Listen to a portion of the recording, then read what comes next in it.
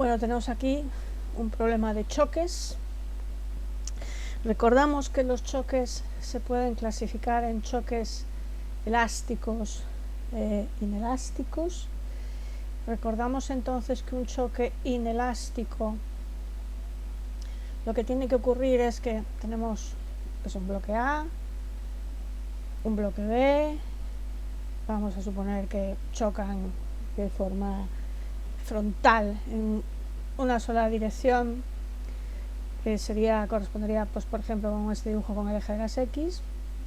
Bueno, y después del choque tendríamos un único bloque, es decir, el bloque A y el bloque B, después del choque quedarían incrustados y formando un único bloque. Bueno, en un choque inelástico tenemos que recordar de teoría que la cantidad de movimiento antes del choque tiene que ser igual a la cantidad de movimiento después. Y recordamos que la cantidad de movimiento se definía como la masa, el producto de la masa por el vector velocidad. Sin embargo, en un choque elástico tenemos también una situación, vamos a exponer dos masas que chocan también entre sí.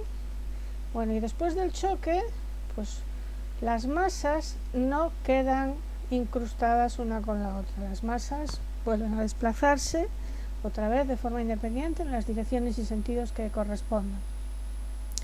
En un choque elástico se conserva también la cantidad de movimiento, o sea, P antes tiene que ser igual a P después, pero también hay otro dato que se va a conservar, y es que la energía cinética antes también va a tener que ser igual a la energía cinética después. Bueno, pues con este pequeño recordatorio teórico vamos a nuestro ejercicio en concreto. Bueno, ¿aquí qué va a ocurrir? Pues va a ocurrir lo siguiente. Nosotros vamos a tener un átomo de helio que se va a acercar con una velocidad de 5 por 10 a la 6 metros partido segundo, y se va a empotrar contra un átomo de plutonio. ¿Y qué va a ocurrir después del choque? Bueno, pues este va a ser un choque inelástico, es decir, el helio y el plutonio al final van a dar un átomo nuevo que, según el enunciado, es un átomo de curio. Bien, por lo tanto aquí tendríamos un choque totalmente inelástico y por lo tanto se conservaría el momento lineal. Bueno, pues vamos con los datos. Vamos a ver.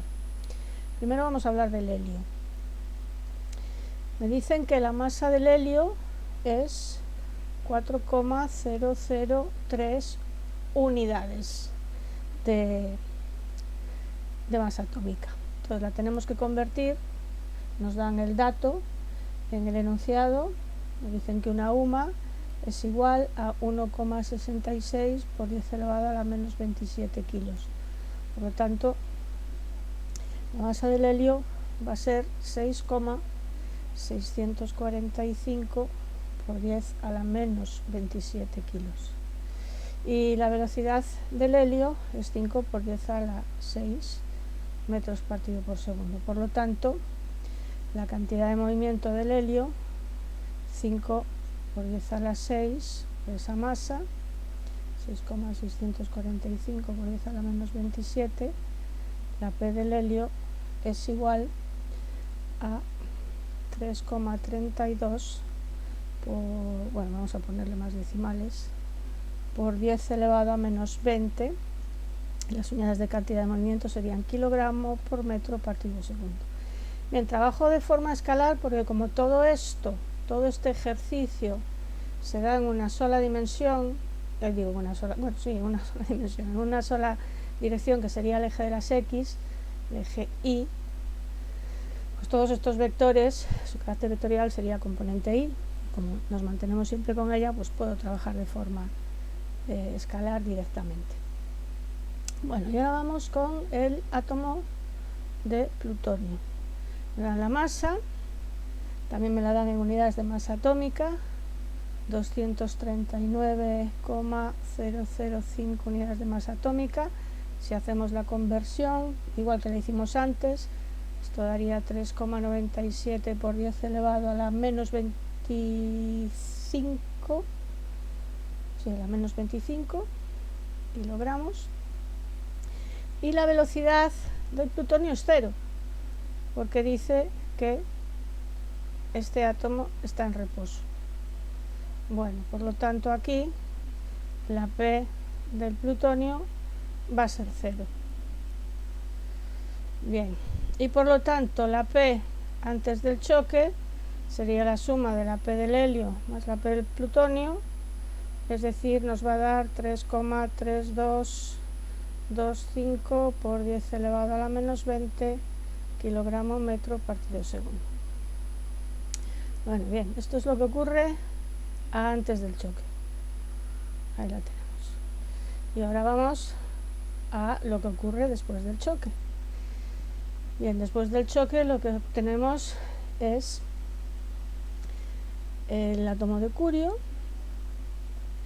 la masa me la dan, es 243,058 unidades de masa atómica, que si lo pasamos a kilogramos, esto dará 4,035 por 10 elevado a menos 25 kilogramos.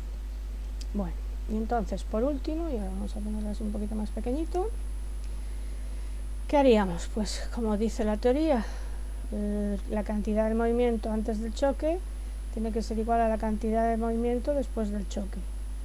Por lo tanto, antes del choque eran 3,3225 por 10 elevado a menos 20, y esto tiene que ser igual a la masa del curio, 4,035 por 10 elevado a la menos 25 por la velocidad que lleve. Si despejamos, esto nos va a dar 82,35 por 10 elevado a la 3 metros partido segundo.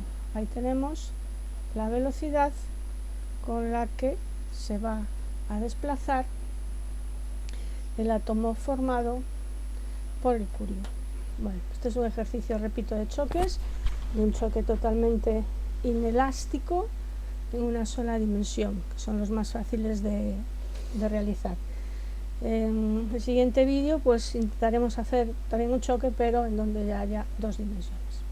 Bueno, espero que os haya resultado útil y nos vemos en el siguiente vídeo. Chao.